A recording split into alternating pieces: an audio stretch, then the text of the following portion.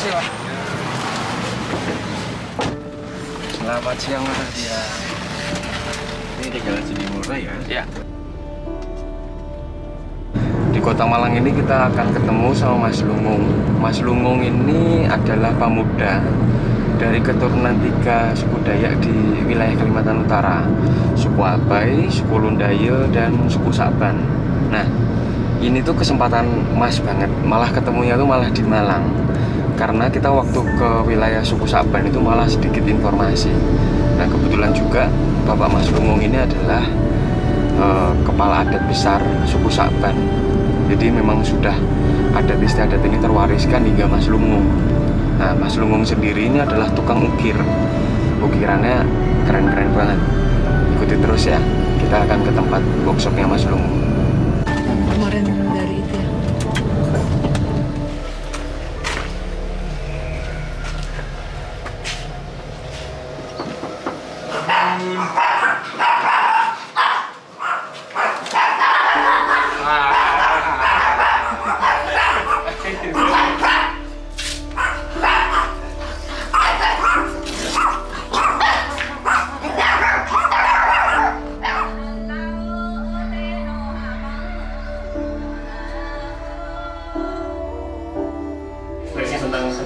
Kepala sudah meninggal akhirnya. Namanya Irang Apui. Nah, malah kayak gini-gini. Udah, dan ini tok.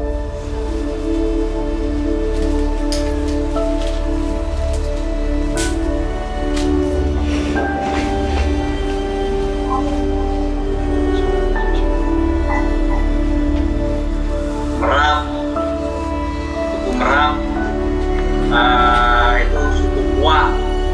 Jadi kami keliling Kalimantan untuk bikin arsip tentang tato tradisional. Ini ukirannya seperti saya pakai ini. Ini yang menukannya orang Saban, Mas. Kabok namanya, kabok. Jadi klaim itu susah kita, gitu juga. Kalau masuk tentara, masuk polisi itu kan kalau coret-coret badan itu menjadi satu halangan juga.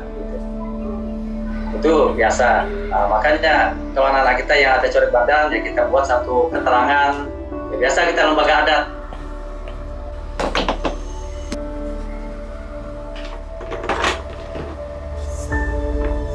Dari keluarga juga kan kehidupan budaya suku Dayak ini kan selalu melekat di dalam kehidupan keluarga kami. Khususnya ada budaya Lundaye, kemudian Abai. Adiknya papa saya juga orang yang bertekun di bidang ukir, seni ukir. Nah, kemudian karena bergelut di bidang itu saya tertarik. Kok menarik ya? Apalagi saya kan dari dulu tuh suka ingin mencoba sesuatu yang baru. Nah, akhirnya saya coba-coba dulu. Pas di paling awal sekali itu saya buat ukiran di tameng. Nah, tameng itu saya buat dari kardus yang saya cat. Tapi memang gambarnya tuh dibilang tidak ada makna sama sekali. Jadi cuma gambaran ya kayak motif Dayak ngasal lah, motif-motif Dayak ngasal.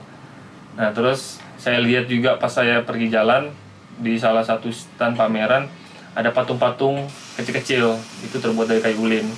Nah, saya semakin menarik ini. Oh, ini buatnya seperti apa? Karena saya dulu terbiasa pergi ke kebun.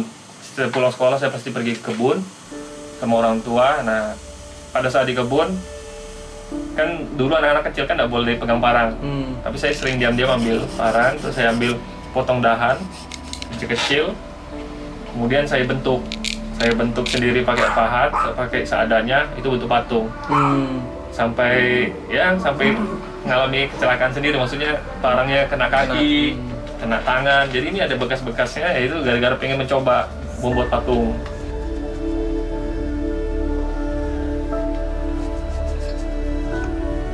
Saya biasa untuk di Kalimantan biasanya saya paling banyak membuat itu untuk aksesoris budaya, misalkan dalam kegiatan forum budaya atau misalkan dalam adat kasus adat, itu biasa saya buatkan juga untuk orang-orang di sana.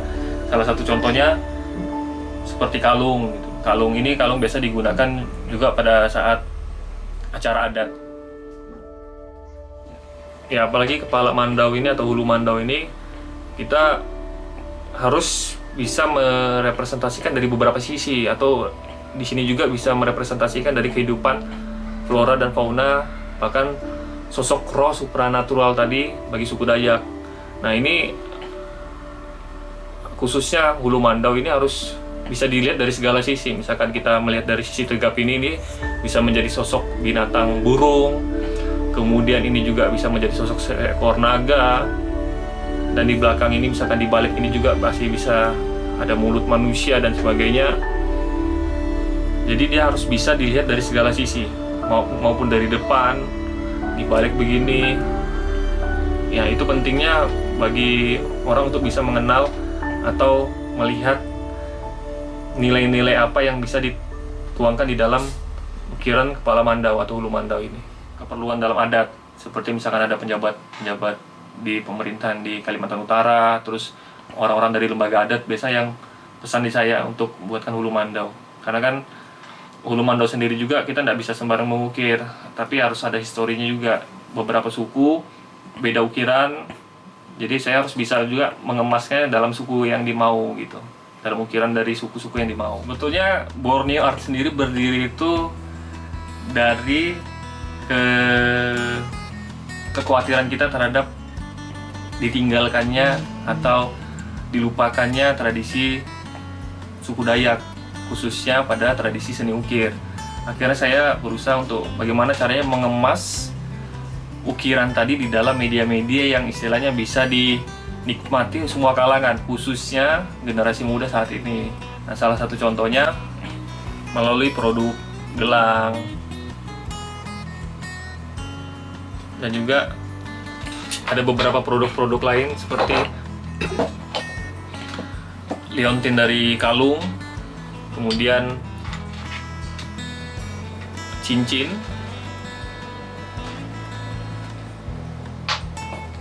dan khusus juga bagi orang-orang yang senang merokok itu dari untuk pipa rokok.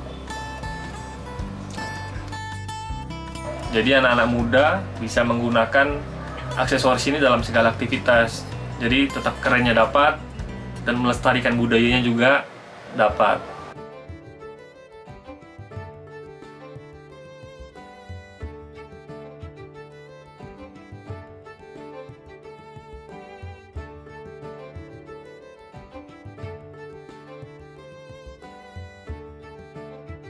Semalam itu saya lihat bahan, saya ambil bahan, kemudian saya pikirkan suatu ukiran yang istilahnya bisa merepresentasikan dari sosok diri seseorang yang akan saya ukirkan. Nah, salah satunya kan dari Mas Bonbon. Saya lihat track record sampean juga. Giring ini saya ukir, temanya ukiran burung enggang dan ukiran naga. Tapi di dalam suku Dayak, burung enggang dan naga ini digambarkan dan secara supranatural atau non fisik tadi. Nah, burung enggang itu sendiri melambangkan kewibawaan, kemudian mengayomi, dan naga sendiri itu melambangkan alam bawah sadar seseorang. Nah, yang saya harapkan pemakainya ini bisa menjadi pengaruh bagi orang-orang di sekitarnya, karena bagi suku Dayak juga sifatnya burung enggang ini memiliki pengaruh bagi hewan-hewan di sekitarnya. Ketika dia ada makan, dia akan memanggil juga, memberitahu untuk sekitarnya. Kemudian kepakan sayapnya begitu lebar, ini lambang untuk dia mengayomi di sekitarnya. Kemudian ada anak ukir di sini, ini merepresentasikan dari kekayaan alam Pulau Borneo, bahwa suku Dayak juga tidak lepas hidupnya dari kehidupan alam di sekitarnya.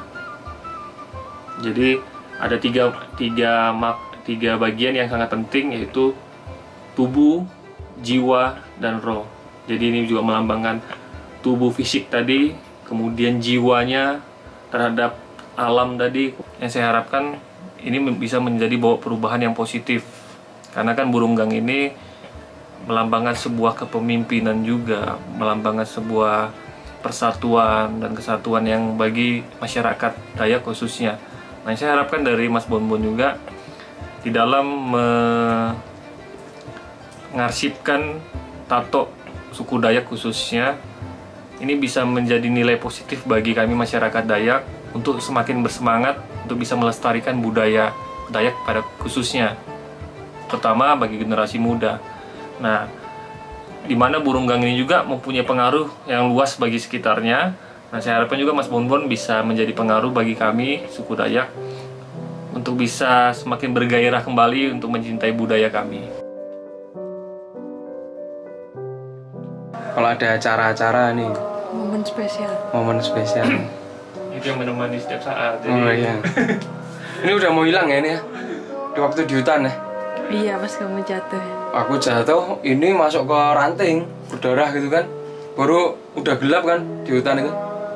Terus cari, nggak ketemu ya. Aku pikir waktu udah pulang kan, ya udahlah, nanti ke telinganya rapat lagi gitu kan. Tapi ketemu. Rezeki. Simpel gitu, tapi kalau nggak ada ini ya ini agak mengkarat lagi.